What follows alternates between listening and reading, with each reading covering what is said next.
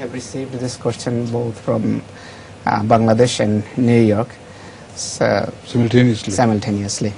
So they want to know whether we can invest in. And غلام Rabbi, who did you mention? Mirza Ghulam Rabbi is in New York? Ji. It's in New York, and from Chittagong, Mansoor Ahmed. So both of them want to know that can we invest in stock market? There is a very suicidal act. Apart from the element of gambling in stock market, which is of course forbidden,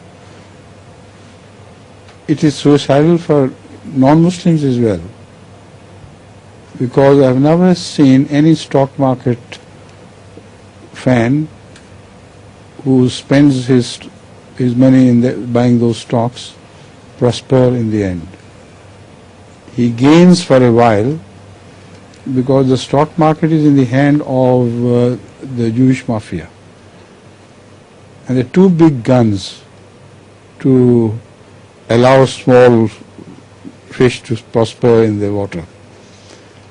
So in the end they all collapse. According to my personal experience, and many Ahmadis can stand witness to this, that some Ahmadis had millions of pounds invested in the stock market. And one day they thought, why not ask the advice? So that person asked my advice, and I said, immediately sell it, even if at loss.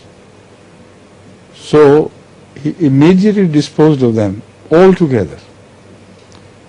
And within a week, the stock market tumbled down so fantastically that if he had that investment even at that time, he would have lost everything. Not a penny to his credit would have been left. So he paid, out of thankfulness, about $100,000 or pounds to the Jamaat, because that was almost his entire saving which he had invested in this. Now he is prospering by investing in real estate. And that is my advice to all Ahmadis.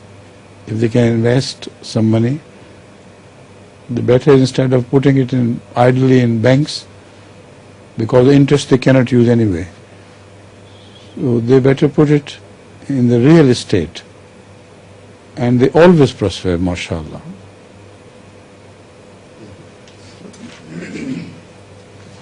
You see, an opposite case can be quoted which happened here in England.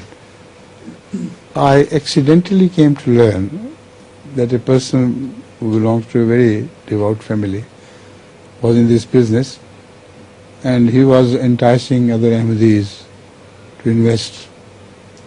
And one of the Ahmadis, approached by him, asked my advice. I said, immediately, if you have invested, immediately withdraw. If not, I think he had not invested by that time. But then I addressed that person himself. I said, what are you doing it? Why are you doing it? You will destroy so many Ahmadis who trust you, and you are trustworthy otherwise. But the gamble you are playing, is not trustworthy at all. So you will destroy this money. Unfortunately, he had all the money of his family got invested into it. And to begin with, these companies, play with them, give them a little door.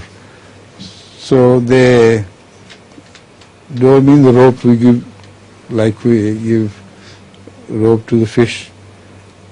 So initially, they were so happy they are getting money. So I told him, he didn't listen. He thought he was very clever. He and his entire family and those Ahmadis whom I didn't know who had invested, they lost every penny. Only one house is left because it was not in the family member's name, it was in some other name. Everything was lost. So be very careful. Don't touch this business with a 10-foot pole. Huh?